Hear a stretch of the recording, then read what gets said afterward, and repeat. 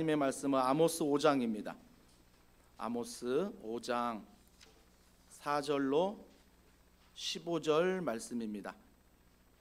아모스 5장 4절부터 15절 말씀, 제가 가진 성경 구약 1278면에 있습니다.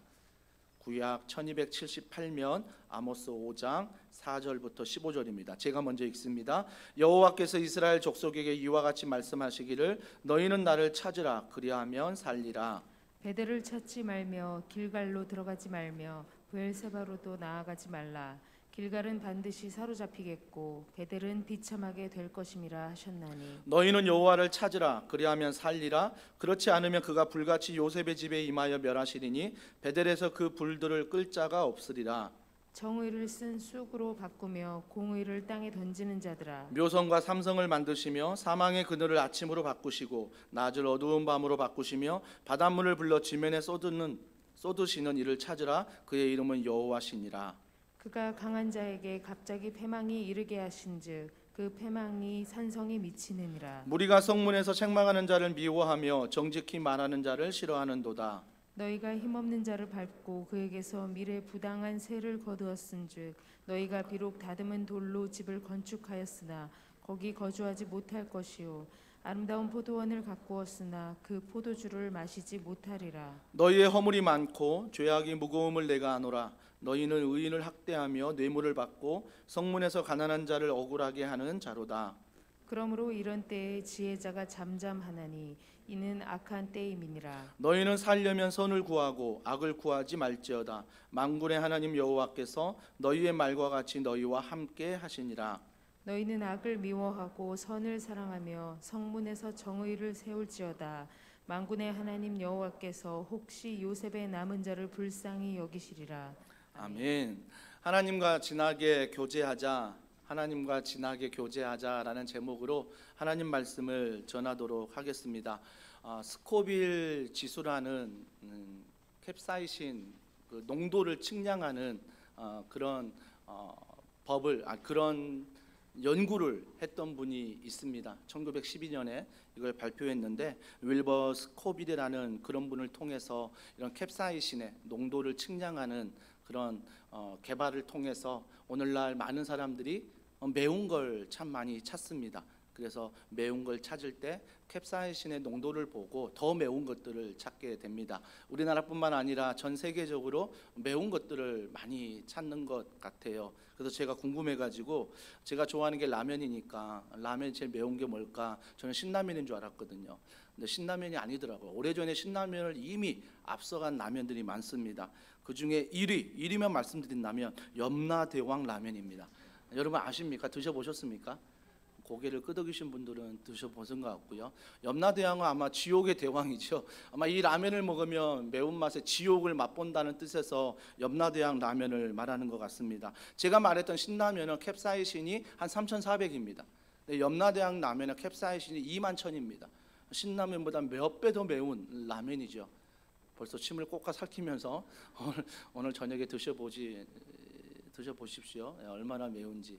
그러니까 사람들이 갈수록 좀 자극적인 걸 찾는 것 같아요. 갈수록 자극적인 걸, 맵든 짜든 뭐 달든 좀 자극적인 걸 찾습니다. 근데 우리의 신앙생활을 좀 점검해 보셔야 됩니다. 우리 신앙생활은 점점 진해지고 있는가, 점점 자극적으로 성장하고 있는가, 점점 캡사이신은 농도 높은 걸 찾는데 우리의 신앙생활은 과연 농도가 높아지고 있는가, 점점 하나님을 찾고 하나님과 친밀해지고 있는가를 생각해 보면 좋겠습니다. 오늘 그 주제를 가지고 말씀을 좀 전하려 합니다. 오늘 말씀을 전하는 주인공은 아모스 선지자입니다. 아모스 1장에 보면 아모스 선지자 직업이 목자입니다. 목자예요. 목자인데 그를 선지자로 세워서 하나님의 말씀을 대언하게 했습니다. 그 하나님 말씀을 대언하는데 그때 당시 이스라엘이 북이스라엘인데 여로보암 2세가 통치하던 시대였습니다. 여로보암 2세가 통치할 때 북이스라엘은 굉장히 부강한 나라였습니다. 부자였습니다. 북이스라엘이 부자였어요. 부자인 북이스라엘에게 아모스 선지자는 영적으로 무슨 말을 하냐면, 자 1절에 보십시오. 자 1절 다 같이 읽습니다. 시작. 이스라엘 족속아, 내가 너희에게 대하여 애가로 지은 이 말을 들으라. 그 부강한 나라에게 뭐라고 말합니까? 애가로 지은 이 말을 들으라. 애가는 무엇이냐면 장례식 때 부르는 노래입니다. 우리 불편함 없는데, 우리 부자로 잘 살고 있는데, 예배도 잘 드리고 있고 하나님의 축복도 많이 받고 있는데 갑자기 아모스 선지자가 뜬금없이 애가를 부르고 있다라는 것입니다. 장례식장에서 부르는 노래를 부르고 있다라는 것입니다. 한마디로 뭡니까? 너희가 지금 이스라엘의 모습이 장례식과 같다라고 얘기하는 거죠. 자, 2절은 또 이렇게 말합니다. 자, 2절 다 같이 읽습니다.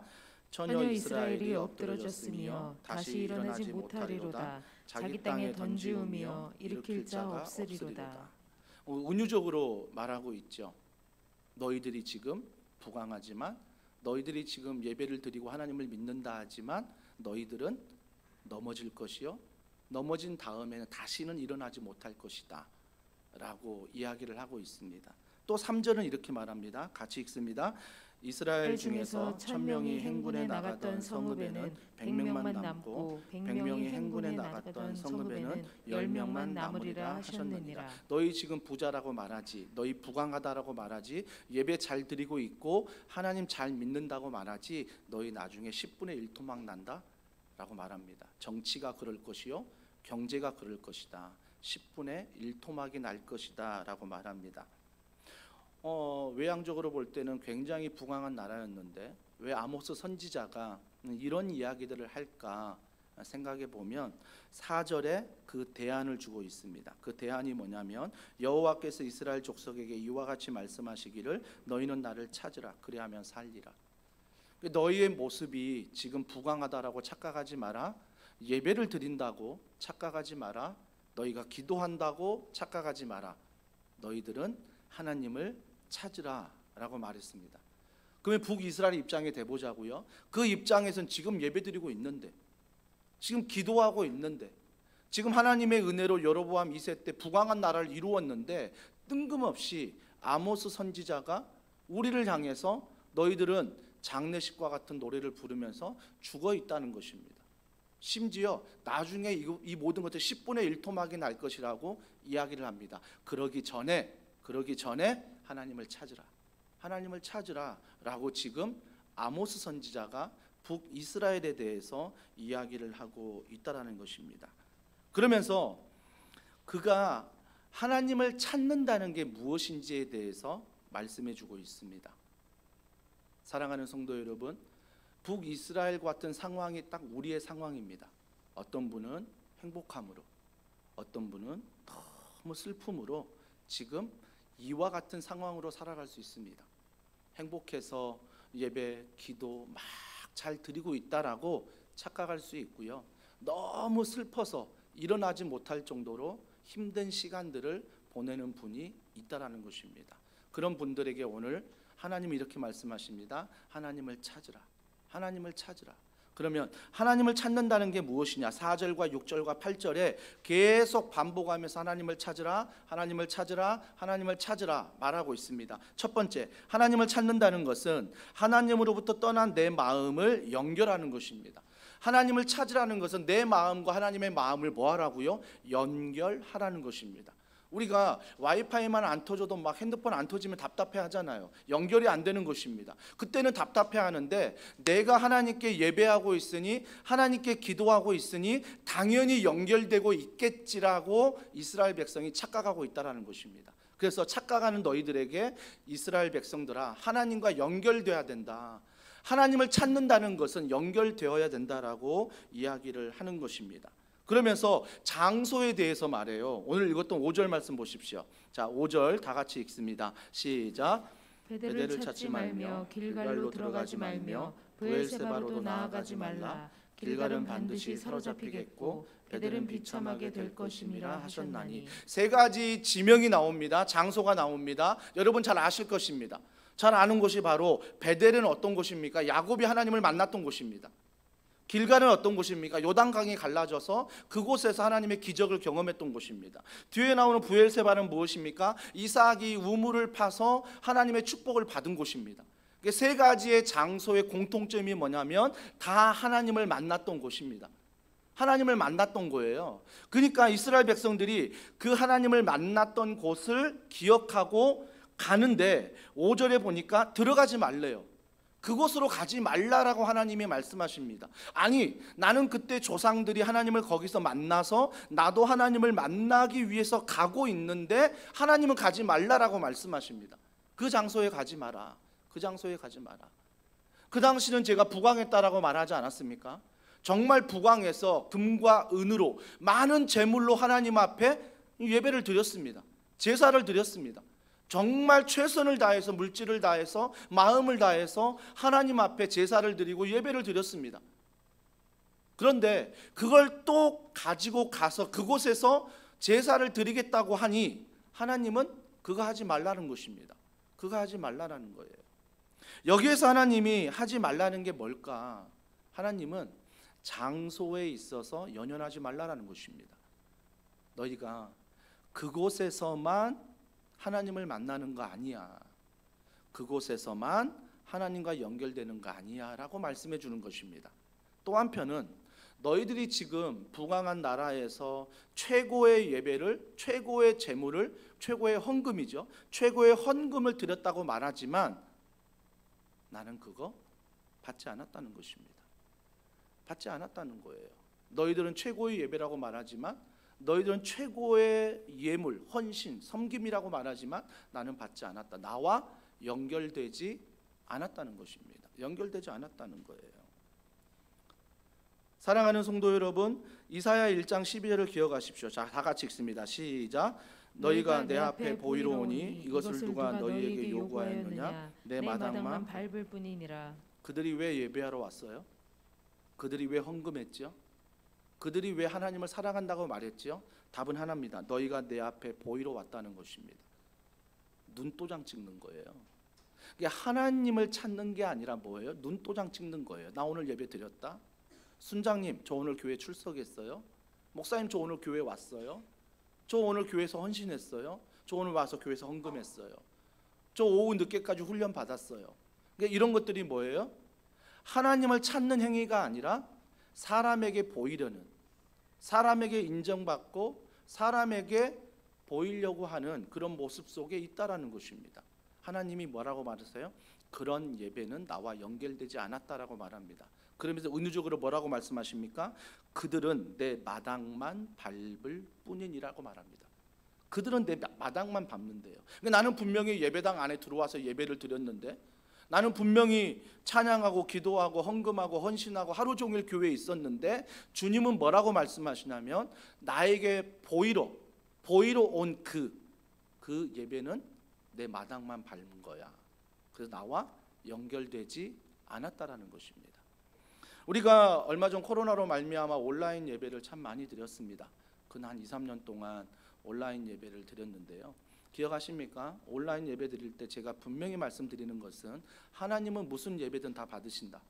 하나님은 기뻐하신다. 하지만 우리의 마음의 중심, 온라인 예배지만 내가 편한 시간에 드리는 게 아니라 정한 시간에 하나님 앞에 드릴 수 있어야 되고, 내가 편하다고 해서 온라인으로 예배 드릴 때 잠시 멈춤해놓고 전화를 받는다든지, 잠시 멈춤해놓고 문자를 보낸다든지, 잠시 멈춤해놓고 주방에 가서 일하고 있다든지, 내 할 일을 하고 또 와서 플레이를 하고 그렇게 예배를 드린다는 것, 하나님이 받지 않으신다라는 것입니다. 나는 예배 드렸다고 말하죠. 근데 하나님은 연결되지 않았다. 너희는 나의 마당만 밟을 뿐이고 나에게 보이려고만 예배 드렸다라고 하나님이 말씀하십니다. 말씀하시는 거예요. 현장은 예외 없습니다. 현장에서도 동일하게 왔지만 이곳에 앉아서 딴 생각하고 있고, 이곳에 앉아서 마음 하나님 찾지 않고 그냥 가사 보고 찬양하고 그냥 기도하고 그냥 말씀 들을 때 대충 들으면서 내가 내일 회사에서 뭐 해야 되나 내 머릿속으로 체크하고, 내 마음은 여전히 오늘 점심은 뭐 먹지? 저녁은 뭐 하지? 오늘 저녁 가서 가족들과 어떤 시간 보내지? 그런 쪽에 마음이 있다면 하나님 뭐라고 말씀하십니까? 너는 내 마당만 밟았다라고 말씀하십니다. 너는 나와 연결되지 않았다라는 것입니다. 현장에 있는 게, 온라인으로 예배만 드리는 게 하나님과 전혀 연결되지 않음을 오늘 본문은 말씀하고 있습니다. 그러면서 대안이 무엇입니까? 요한복음 4장 24절입니다. 다 같이 읽습니다. 시작. 하나님은 영이시니 예배하는 자가 영과 진리로 예배할지니라. 이게 대안입니다. 온라인으로 예배를 드리든 삶의 예배를 드리든 여러분이 오늘 이 시간 나와 현장에서 예배를 드리든 하나님과 연결되는 예배는 하나님은 영이시니 예배하는 자가 영과 진리로 예배할지니라. 영과 진리가 무엇입니까? 영은 성령입니다. 성령을 의지하는 거죠. 성령을 의지하면서 자꾸 다른 생각이 내 마음에 들어오면 그냥 끌려가지 마시고요. 나를 내버려 두지 마시고요. 그 생각 가운데 성령님, 제가 지금 이런 생각이 들어왔습니다. 말씀에 집중할 수 있도록, 찬양에 집중할 수 있도록, 하나님 만날 수 있도록 도와달라고 성령을 의지하며 기도하는 거죠. 내가 영적으로 몸부림치는 것입니다. 싸우는 것입니다. 눈이 감는다고, 졸린다고, 그냥 내가 어제 피곤했으니까, 지금 내가 나른하니까, 공기가 답답하니까 뭐 이런 식으로 해서 뭔가 핑계를 삼아서 거기에 끌려가지 마시고 성령을 의지하면서 그 말씀이 나에게 들리도록, 그 찬양이 나의 믿음의 고백이 되도록, 그 기도가 대표 기도자의 기도가 아니라 나의 고백이 되도록 성령을 의지하면서 함께 예배 드리라는 것입니다. 그러면서 하나님을 찾으라는 것입니다. 이것이 바로 하나님이 기뻐하시는, 하나님이 찾으시는 예배라는 것입니다. 예배라는 거죠. 진리는 무엇입니까? 성령을 의지할 때 진리는 예수 그리스도 말씀입니다. 예수 그리스도의 말씀이 성령을 의지할 때 들린다는 것입니다. 내가 왜 말씀이 안 들리는지 아십니까? 듣지 않으려고 작정하기 때문입니다. 듣지 않으려고 작정하고 이 자리에 앉아있기 때문에 내가 말씀이 안 들리는 것입니다. 아예 딴 생각하려고 딱 앉아있는 것입니다. 압니다. 가정의 평화를 위해서 앉아있는 분들, 아내의 득달로 말미암아, 자녀들의 득달로 말미암아 이 자리에 오신 거 정말 대단하십니다. 정말 저는 박수치고 싶습니다. 감사드립니다. 하지만 정말 제가 마음 아픈 건 뭐냐면, 그렇게 왔는데, 이왕 예배를 드리는데 하나님과 연결되어 하나님을 찾고 그 하나님 안에서, 성령 안에서 의지하며 그 영 가운데 진리가, 말씀이 내 안에 들려 그 영 안에서 내가 한 주간 말씀을 붙잡고 살아가는 것, 그래야 내 믿음에, 내 신앙에 성장이 있습니다. 신앙은 그냥 성장하는 거 아닙니다. 예배만 내가 몇 번 드렸다고 성장하는 거 아니고요. 기도 몇 시간 했다라고 성장하는 거 아닙니다. 그 예배와 그 기도가 성령을 의지하며 진리된 말씀을 붙잡고 나아갈 때 그 삶 가운데 이 말씀이 믿어지는 거고 경험되어져서 내 신앙이 뭐예요? 점점 성장하는 것입니다. 성장하는 거예요. 그래서 주님 뭐라고 말씀하십니까? 현철아, 나중된 자가 먼저 된다라고 말씀하십니다. 너 모태신앙이라고? 너 목사라고? 천만에, 너보다 나중된 자가 먼저 될 수 있다라는 것입니다. 사랑하는 성도 여러분, 그래 먼저 가라, 양보하시면 되지라고 생각하는 분 계시지요? 그러면 여러분, 나중에 북이스라엘이 정말 여로보암 2세 때 부강해가지고 화려한 예배를 드리고 화려한 제물을 드리고 엄청난 헌금을 드리고 그렇게 했지만 어떻게 됐습니까? 결국은 망했습니다. 화려한 예배 가운데 망했습니다. 화려한 제물 가운데 망했습니다. 화려한 제물은 있을지 몰라도, 화려한 예배의 순서는 있을지 몰라도 그 가운데 우리가 누구를 찾지 않았습니까? 하나님을 찾지 않았습니다. 하나님을 찾지 않았다는 것입니다. 그래서 그 예배는 뭐예요? 하나님이 받지 않으시는 예배가 된다는 것입니다. 참 두렵고 떨리는 말씀입니다. 우리가 다시 한번, 우리가 정말 가정 안에서, 직장 안에서, 우리의 삶의 예배 중에, 오늘도 현장에서 뭐 온라인으로 예배하는 중에 정말 우리가 예배와 하나님 연결되는 것은 하나님을 찾아야 되는 것입니다. 하나님, 내게 지금 이런 마음이, 하나님 이거 지나가게 해주세요. 하나님, 내게 지금 이런 생각이 지나가게 해주세요. 말씀이 들리게 하시고 말씀을 붙잡게 하시고, 또 한 주간 살아갈 때 정말 많은 환경 가운데 어려움이 올 때 성령님 날 좀 도와달라고, 이것들 지나가게 하시고 이 가운데 하나님 만나게 해달라고 말씀을 생각하며, 아모스 5장, 그때 목사님이 이런 얘기 하셨지, 이걸 하나님의 말씀, 아멘, 그러면서 우리가 하루하루 삶의 예배를 살아가는 거죠.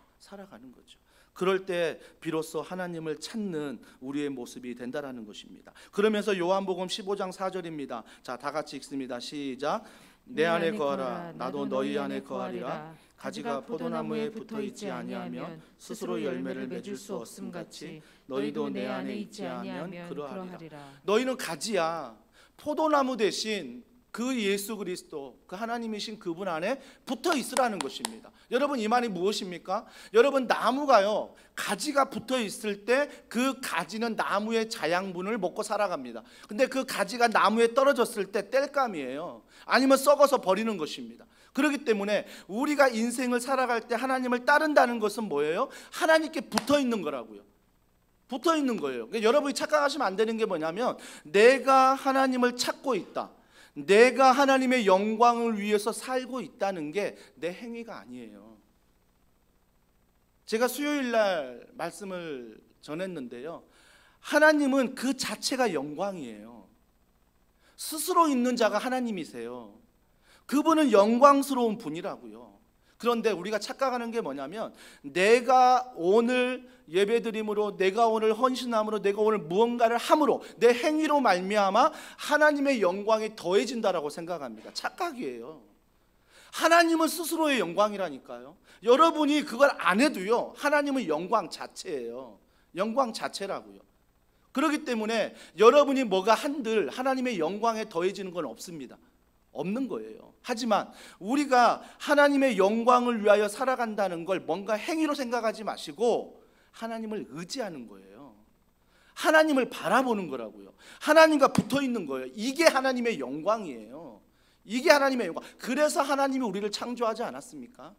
하나님을 바라보라, 하나님을 의지하라, 하나님께 붙어 있으라. 이것이 바로 너희들이 나에게 돌릴 하나님의 영광이라는 것입니다. 영광. 그 영광 안에서 내가 조금 더 행위로 말미암아 하나님의 영광을 드러낼 수 있겠죠. 그러면 이웃들이 보고, 야, 저 사람은 하나님의 영광을 위해서 살아가는 사람이구나. 누군가의 이웃에게 하나님의 영광을 전할 수는 있겠죠. 그 영광을 나타낼 수는 있겠죠. 하지만 하나님 자체의 영광에 있어서 내가 뭔가를 보탠다는 건 아니라는 것입니다. 나는 하나님의 영광을 나타내는 거죠. 그래서 많은 이웃들이, 많은 예수 믿지 않는 사람들이 나를 통해 하나님의 영광을 보는 거죠. 그 하나님의 영광이 바로 이런 것이야. 하나님께 붙어있는 사람이 이런 사람이야. 하나님을 의지하는 사람이 이런 사람이야. 하나님과 함께 바라보는 사람이 이런 사람이야 라고 그들에게 보여주는 거죠. 그들에게 보여주는 것. 사랑하는 성도 여러분, 그래서 우리가 반드시 기억해야 될 것은, 하나님을 정말 찾는 것은 그 하나님을 의지하는 거고, 그 하나님을 바라보는 거다. 성령을 의지하면서, 말씀을 의지하면서 거는 것, 이것이 바로 하나님과 연결됨의 모습이라는 것입니다. 사랑하는 성도 여러분, 여러분이 조금 전 대표 기도하신 집사님의 기도처럼 우리 교회가 예수님이 주인 되어 정말 복음 안에서 걸어가는 건강한 교회가 되려면요, 그냥 되는 거 아니에요. 그냥 되는 거 아니라고요. 한 목회자 때문에 가능하겠습니까? 몇 명의 순장님 때문에 가능하겠습니까? 여러분 모두가 하나님과 연결될 때 우리 교회는 예수님이 주인 되는 거예요. 그래서 그 복음 안에 우리가 건강한 교회를 함께 세워가는 거예요. 함께 세워가는 것. 그렇기 때문에 누구 한 사람 때문에 하나님의 영광스러운 교회가 아니라, 우리 더원 사랑의 교회 등록하신, 또 오늘 방문하신 모든 분들을 통해 정말 하나님과 잘 연결되어 정말 가르치고 치유하고 전파하는 이 사명, 이 비전, 우리 모두가 하나님과 연결되어 감당하는 그런 교회가 되길 주님의 이름으로 축복합니다.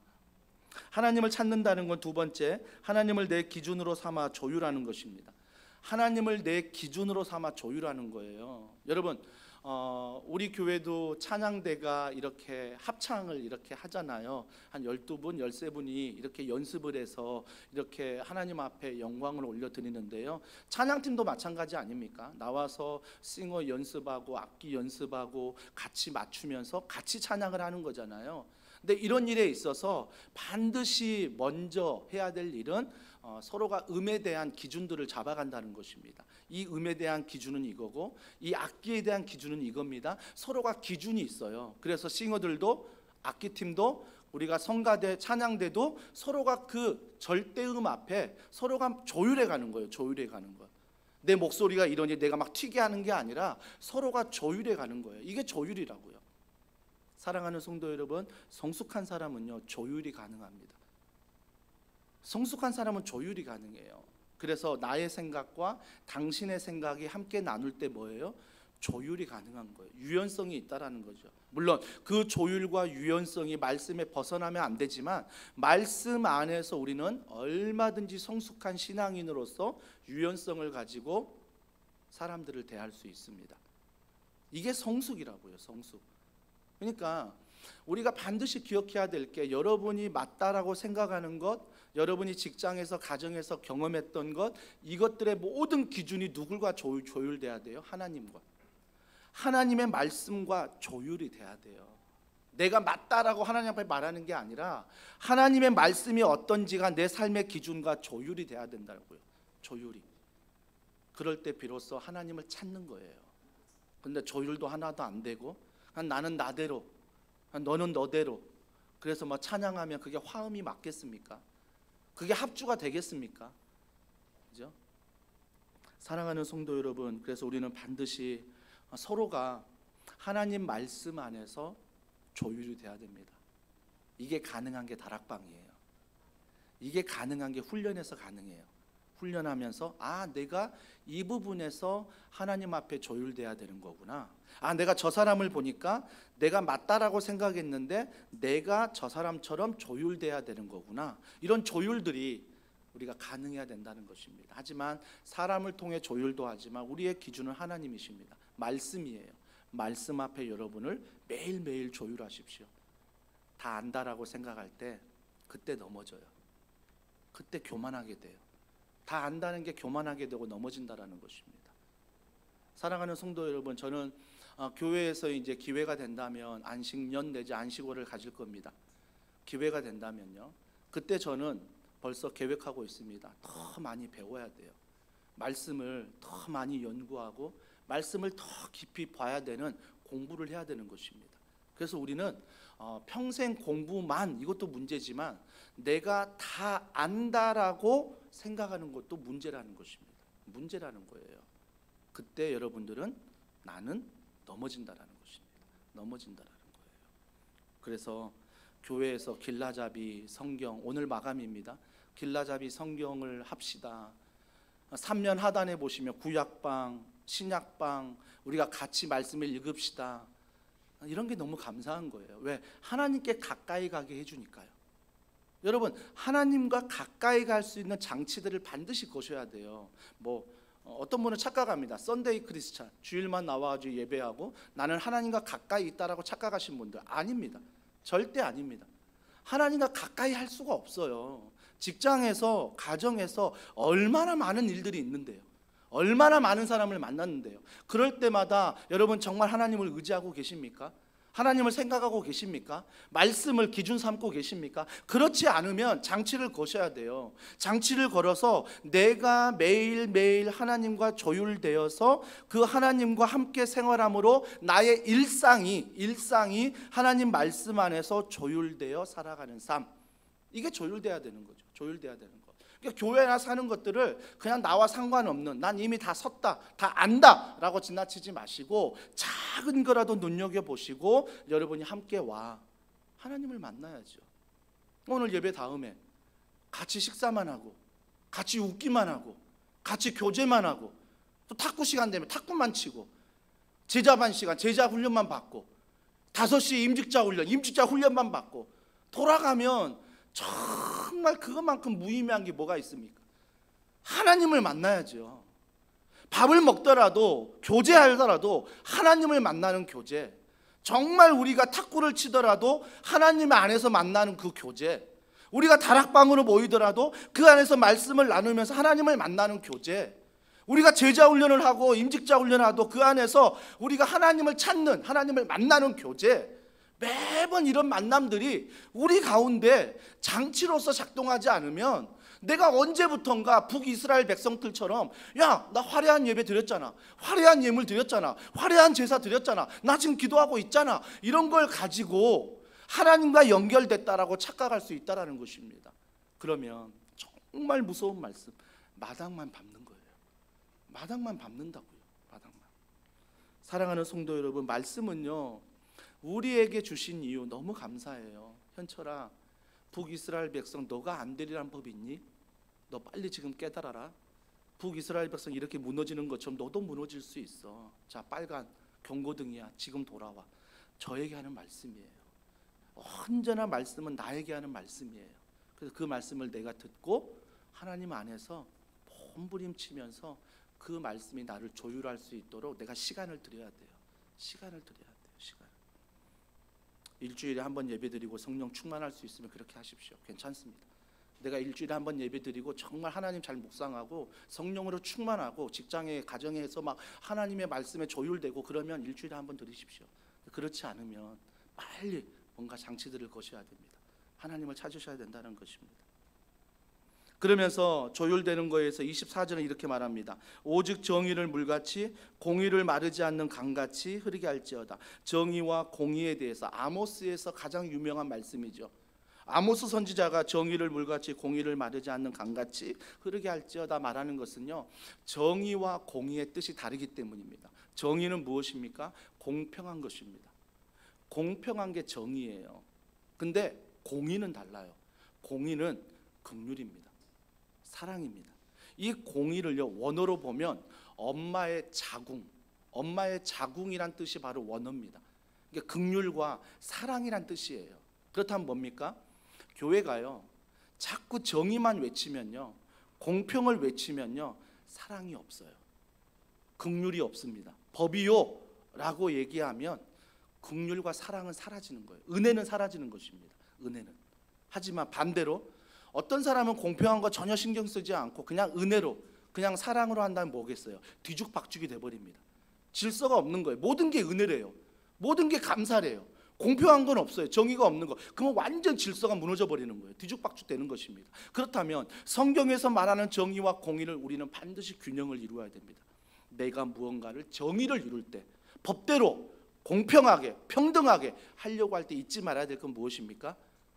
하나님의 은혜, 공의, 이 사랑, 이 긍휼을 잊지 말아야 된다는 것입니다. 저는 이 본문을 묵상할 때 한 가지 본문이 떠올랐습니다. 마태복음 20장의 본문이었습니다. 마태복음 20장의 본문에 뭐가 나오냐면 주인이 일꾼들을 부릅니다. 일꾼들을 부르는데, 자, 일하러 오늘 하루 품삯은 한 데나리온이야. 약속을 하고 일꾼들을 불렀습니다. 자, 일꾼을 부르는데 어떤 일꾼은 오전 9시에 왔습니다. 어떤 일꾼은 정오 12시에 왔습니다. 어떤 일꾼은 오후 3시에 왔습니다. 어떤 일꾼은 오후 5시에 와서 1시간만 일했습니다. 근데 6시가 되어서, 자, 이제 그 주인이 정산을 하는데, 자, 9시에 오는 일꾼이 뭘 봤을까요? 5시에 오는 일꾼 얼마 줄까? 이거 봤을 거예요. 근데 5시에 와서 1시간 일한 일꾼에게 한 데나리온을 줍니다.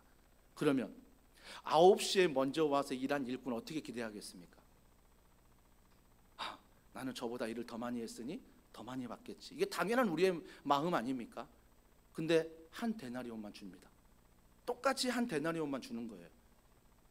왜? 주인이 약속한 게 한 데나리온이 때문입니다. 주인이 약속한 게 한 데나리온이었어요. 그런데 우리가 상식적으로 생각할 때, 그러면 9시에 와서 일한 사람 한 데나, 그게 맞아, 알았어. 그러면 오후 5시에 와서 1시간 일한 사람 한 데나리온, 이게 뭐냐는 거죠. 이게 뭐냐는 거죠. 여러분, 여기에 공의를, 하나님의 긍휼과 사랑을 투영해야 되는 것입니다. 주인은 이 생각을 한 거예요. 한 데나리온은 약속한 시간, 하루에 일하는 품삯이었습니다. 1시간을 일해도 그가 한 데나리온을 주는 이유는 그 가정을 생각한 거예요. 만약에 그가 일하고 돌아가서 한 데나리온이 없다면 그 가정은 어떻게 했어요? 오늘 하루를, 한 달을 어떻게 살아가요? 어렵고 힘들겠죠. 그런 긍휼의 마음으로 약속한 은혜를 베풀어 준 거예요. 왜? 내가 그런 은혜를 받은 사람이기 때문에 그 은혜를 나눠주는 거예요. 나눠주는 거. 고개 끄덕이시지 않을 줄 알았어요. 여전히 불평등하다는 거죠. 이게 은혜예요. 은혜. 오후 5시에 일한 사람이 한 데나리온을 받고, 그 다음 날도 주인이, 자, 한 데나리온 줄게, 일하러 와라 했을 때 또 그걸 기회로 삼아 오후 5시에 오면 나쁜 놈이에요. 이게 나쁜 놈이라고요. 은혜를 받았는데 그 은혜를 어떻게 활용해요? 내 기회로 활용하는 거예요. 내 편리로 활용하는, 이건 나쁜 놈이에요. 정말 주인의 마음을 알았다면, 야, 나는 9시에 오지도 않았는데, 나는 12시에 오지도 않았는데, 나는 3시에 오지도 않았는데, 주인이 한 데나리온을 주었을 때는 감사해야 되는 거예요. 감사하고 어떻게 해야 돼? 그 다음날 또 오라고 말하면 9시부터 일하는 시간이면 몇 시에 와야 돼요? 더 빨리 와야 돼요. 오전 6시부터 와야 돼요. 왜? 감사하기 때문에, 은혜기 때문에. 이게 은혜 받은 자의 모습이에요. 공평하게 평등하게만 이렇게 하라가 하나님의 은혜가 아니라, 정말 내 죄를 용서받을 수 없는 죄인이었는데, 진짜 목사 되기 전에도 정말 죄인이었는데, 이런 나를 목사 삼아주시고, 이런 나를 하나님의 자녀로 삼아주시고, 이런 나를 오늘도 예배할 수 있는 자리에 불러주시고, 이런 나를 더원 사랑의 교회 안에서 한 공동체로 불러주는 것 너무 감사한 거예요. 감사하니까 충성하는 거예요. 감사하니까 출퇴근 시간 뛰어넘는 거예요.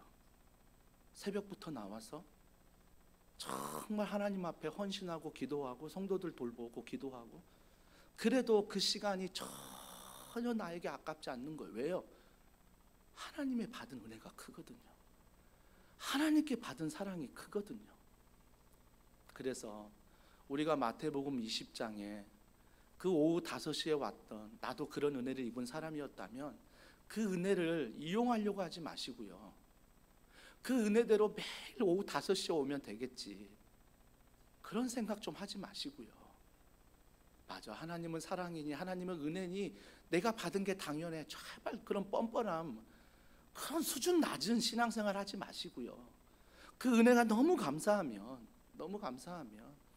내 몸으로, 내 시간으로, 내 물질로 할 수 있는 것들을 주님 앞에 정말 감사함으로 최선을 다하는 것. 시간 하나 허투루 쓰지 않고, 내 몸 건강 허투루 쓰지 않고, 내 물질 허투루 쓰지 않고, 하나님께 감사하는 마음으로 매일 그렇게 살아가는 것, 이게 하나님이 기뻐하는 예배 아닐까요? 하나님이 기뻐하는. 사랑하는 성도 여러분, 저는 우리 더원 사랑의 교회가 정의를 이루고요, 공의를 이루는 교회 되면 좋겠어요. 그래서 어떤 분은 너무 공의만, 어떤 분은 너무 정의만, 거기에서 우리가 조율돼야 돼요. 누구에게 조율돼야 됩니까? 하나님의 말씀 앞에 내가 조율돼야 되는 거예요. 조율돼야 되는 거. 하나님을 찾는다는 것, 세 번째는 하나님으로 자기를 넘어서는 것입니다. 넘어서는 거예요. 여러분, 내가 하나님 앞에 조율된다는 게 쉽습니까? 인생 70년 살았는데, 인생 50년 살았는데, 인생 30년 살았는데, 인생 10년 살았는데, 내 삶의 패턴이 말씀 앞에 조율되는 게 쉽냐고요? 어렵습니다. 진짜 어려워요. 저도요, 이제 50이 좀 넘었지만 정말 제 생활 패턴과 습관이 하나님 말씀 앞에 쳐서 복종하는 게 정말 쉽지 않더라고요. 왜? 나는 내 본성대로 살려고 하거든요. 나는 내 습관대로 하려고 하거든요. 나는 내 편한 대로 하려고 하거든요. 근데 이것들을 하나님께 조율한다는 것은 진짜 어려운 거예요. 진짜 힘든 거예요. 여러분, 오늘 날씨 너무 좋지 않습니까? 이런 날 좀 야외도 나가고 가족들과 좋은 시간 좀 보내면서 예배 안 드려도 한 주일쯤은, 한 번쯤은 그렇게 생각하실 수 있습니다.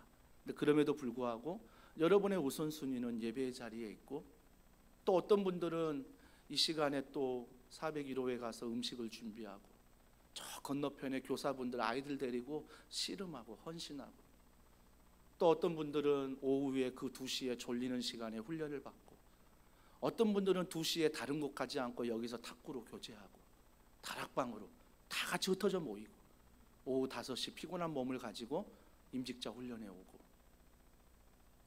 여러분, 이게 뭐냐고요? 내 자신을 넘어서는 거예요. 내 자신은 쉬고 싶고, 내 자신은 안 가고 싶고, 그러지만 내 자신을 하나님과 조율하면서 넘어서는 거죠. 넘어서는 거예요. 그럴 때 어떤 사람으로 변해요? 하나님 마음에 합한 사람으로 변하는 거예요. 내 자신을 십자가의 은혜로 부인할 수 있으면 하나님 마음에 합한 사람이에요. 하나님 마음에 합한 사람. 그 사람이 바로 다윗 아니었습니까? 사무엘상 17장 45절에 보면 골리앗이 싸울 때 칼과 단창으로 싸운다고 말합니다. 우리가 잘하는 거잖아요. 내가 가지고 있는 것과 싸우는 건 나 잘해요. 내 무기 이거잖아. 잘하잖아요. 근데 다윗 물맷돌 잘 던져요. 짐승을 지켰잖아요. 곰도 이기고 사자도 이겼어요. 자기는 골리앗이 칼과 단창 그러면 나는 물맷돌 그럴 수 있다고요. 왜? 자기도 잘하니까. 이미 사자를 잡고 곰을 잡고 양을 지켰으니까 이미 검증된 다윗이잖아요. 근데 다윗이 뭐라고 말해요? 물맷돌 가지고 나가는 게 아니라 여호와의 이름으로 나간다라는 거예요. 그건 뭐예요? 나의 물맷돌을 넘어서는 거예요.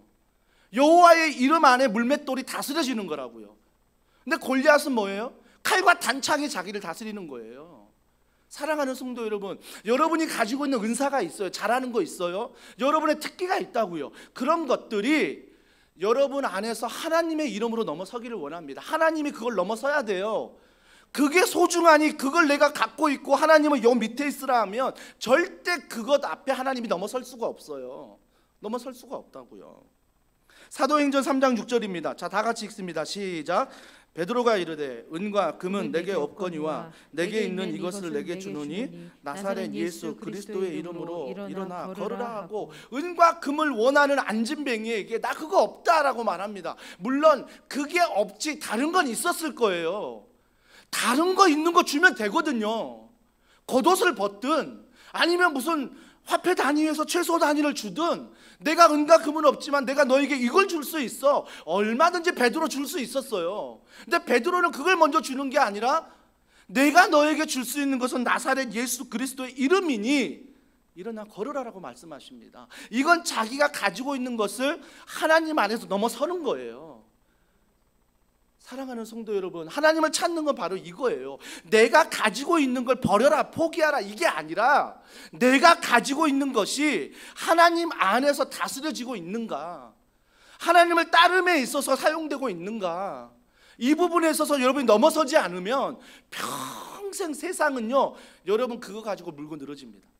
너 돈만 건드리면, 너 건강만 건드리면, 너 자녀만 건드리면, 너 직장만 건드리면 너 다 무너지잖아. 세상이 알아요. 세상이 내 약점을 안다고요. 여러분 페이스북이나 유튜브 다른 거 다 보십시오. 알고리즘으로요, 여러분이 뭘 검색하는지 이미 다 알고 있어요. 그러니까 내가 검색 한번 했는데 그 검색한 것들이 뭐예요? 계속 따라오는 거죠. 계속 열리는 거예요. 내가 가방 한번 검색하면 그 가방에 관련된 것들이 계속 따라 붙는 거예요. 내가 원하지 않는데도 그게 보여요. 그게 보여요. 그러면 그게 당연한 줄 알고 난 따라간다고요. 내가 좋아하는 거니까. 하지만 여러분 중요한 것은 그것들 위에 하나님으로 뛰어넘지 않으면, 하나님이 이걸 다스린다고 믿지 않으면 내 신앙은 절대 하나님을 찾지 않아요. 하나님을 찾지 않아요. 사랑하는 성도 여러분, 혹시 인생 가운데 행복하십니까? 혹시 슬퍼하십니까? 행복이든 슬픔이든 반드시 기억하십시오. 하나님이 다스리십니다. 하나님 안에서 믿음을 가지고 걸어가십시오. 새학기 1학년 입학시킨 부모님들 두렵고 떨리지요? 하나님을 믿으십시오. 하나님을 믿으시고 그 선생님을 위해서 기도해 주십시오. 그 학교를 위해서 기도해 주십시오. 하나님이 우리 아이 보냈으니 그 학교, 그 선생님 축복해 달라고. 직장에서 정말 사울 같은, 원수 같은 그런 상사들이 있을 수 있고 부하직은 있을 수 있습니다. 하지만 하나님이 다스림을 믿고 선포하십시오. 하나님, 이 직장에서 나를 통하여 하나님의 축복이 흘러갈 수 있도록 저 상관에게, 부하 직원에게 하나님의 살아계심을, 다스리심을 증거할 수 있도록. 그러면요, 하나님의 나라는 여러분을 위해서 확장되는 거죠. 확장되는 거죠. 하나님이 없는 것처럼 살아가지 말고 하나님을 정말 내가 믿는다면, 하나님이 계신다면 그 하나님을 믿고 살아가는 거죠. 한마디만 더 하겠습니다. 제발 직장에서, 가정에서 하나님을 믿는다고 남편이 퇴근하는데, 자녀들이 돌아오는데 그 시간에 큐티하지 마십시오. 제발 부탁드립니다. 큐티하는데 남편이 들어와도 아는 체도 안 하고, 아이가 들어와도 아는 체 안 하고, 아이가 배고프다고 뭐 해주라고 하면 엄마 큐티하잖아 이씨. 그런 큐티 하나님이 받으실까요? 정말 받으실까요? 직장 9시부터 출근해서 오후 6시까지 일하라 했더니 그 시간 안에서 일은 안 하고 큐티만 하고 있어. 말씀만 보고 있어. 기도만 하고 있어. 하나님이 받으실까요? 정말 저는 의문이에요. 물론 제가 확정해서 말씀드릴 수 없지만 제가 아는 범위에서 하나님은요, 그 있는 직장에서 가정에서 내가 어떤 일을 하든 하나님을 믿고 일한다는 것은 그 사람을, 상대방을 하나님처럼 여기는 거예요. 그래서 내가 없는 시간을 쪼개어서 공부해야 되는 거지, 기도해야 되는 거지. 직장 근무하라 했더니 그 시간에 막 금식한다고 막 기도하고 있고 막 어디 가 있고 막 그래서 막 힘들다고 어디 누워 있고 자고 있고, 진짜 답답해요. 퇴근한다고 일찍 퇴근해가지고 퇴근 안 한 것처럼 의자에다 옷 걸어 두고 가고, 나 그런 분들 보면요 진짜 하나님이 뭐라 하실까? 아예 하나님 안 믿는다고 하지. 식당 가가지고 기도는 열심히 해. 크게 막 쩌렁쩌렁 기도해놓고 막 반찬 투정하고 막 더 달라고 불친절하게 막 얘기하고 막 계산하면서 깎아달라고 막 그러고 막, 나 그런 거 보면요 진짜 이게 하나님 믿는 거 맞을까? 그런 생각이. 아예 헌금 좀 덜 하시고요, 거기 가서 좀 더 주세요. 더 주세요. 택시 타고 와가지고 이 교회 앞에 내려달라고 말했는데 택시비 얼마 나와서 3,800원 나왔습니다. 자, 4,000원 드렸는데 기사가 800원, 200원 잔돈 없네. 어떻게 하죠? 끝까지 싸워가지고 200원 받아내고 막, 나 진짜 5,000원 더 주고 10,000원 더 주고 그냥 내리세요. 어때요? 괜찮아요. 하나님이 채워주세요. 하나님이 채워주신다고요. 좀 이렇게 하나님 믿는 배포 안에서 좀 쪼잔하게 좀 그러지 마시고 좀 넉넉하게. 물론 없어서 못한다면 그거 하나님 모르시겠냐고요. 내가 1,000,000원 헌금하고 싶어요? 근데 내가 정말 10,000,000원 뿐이 못한다는 거 하나님이 모르시겠냐고요. 왜 그것 때문에 부끄러워하세요? 하나님은 아세요. 괜찮아요. 하나님이 그 안에서 내가 최선을 다해 하나님 찾는 거 모르시는 거 아니라고요. 원고에도 없는 이야기 지금 10분 동안 하고 있는 거예요. 왜 그런지 모르겠어요. 1부 때는 안 했거든요. 2부 때는 하고 있는 거예요. 주여 은혜를 주시옵소서. 우리 찬양합니다. 힘들고 지쳐 낭망하고 넘어져 우리 찬양 주님 앞에 올려드리겠습니다.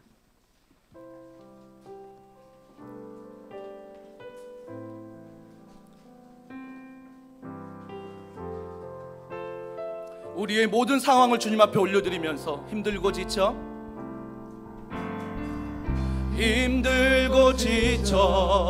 낭망하고 넘어져 일어날 힘 전혀 없을 때에 조용히 다가와 손잡아 나에게 말씀하시네.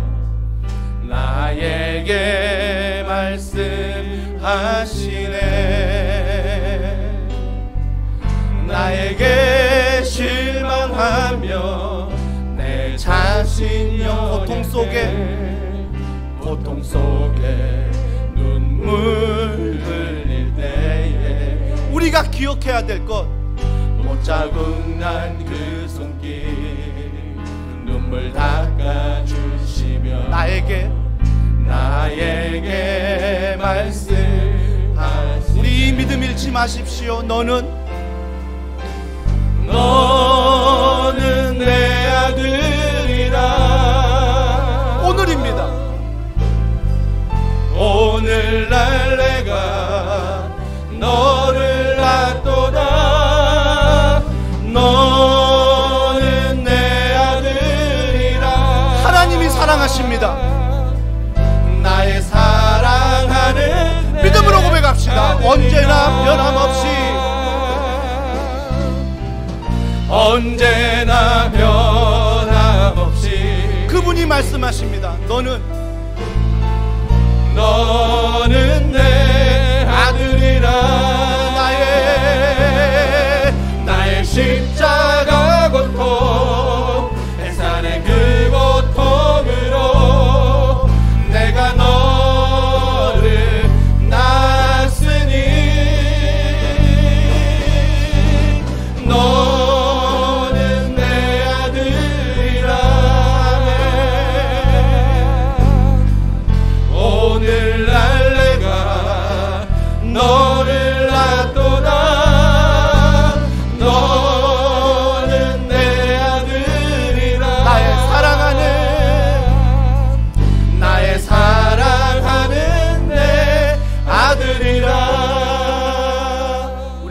기도합니다. 여러분을 육적으로 낳아준 부모님께 정말 감사하십시오. 그리고 효도하십시오. 하지만 우리가 정말 하나님을 믿는다면 육적인 부모만 있는 게 아니라 영적인 부모 하나님이 계십니다. 하나님이 오늘 나를 낳으셨다라고 말씀하셨습니다. 십자가에 죽기까지, 내 생명을 다하기까지 채찍에 맞으시고 못에 박히시며 조롱당하시며 침뱉음 당하시며 뺨을 맞으시며 모든 죄악을 다 담당하셨습니다. 여러분, 그분이 죄악을 담당하고 부활하셨습니다. 그러면 어떤 죄악도 예수님 안에서 해결되지 못할 일은 없습니다. 우리가 그 부활을 믿고 여러분이 가지고 있는 하나님을 찾는 데 방해되는 것들 성령이여 도와달라고, 성령이여 이번 한 주간 매일매일 하나님과 연결되게 하소서. 그 하나님을 의지하게 하시고 따라가게 하시고 그 하나님의 은혜 가운데 풍성히 나아가는 우리의 가정, 직장 되게 해달라고 주여 도와주시옵소서. 주여 은혜를 베풀어 주시옵소서. 우리 한 목소리로 기도합니다.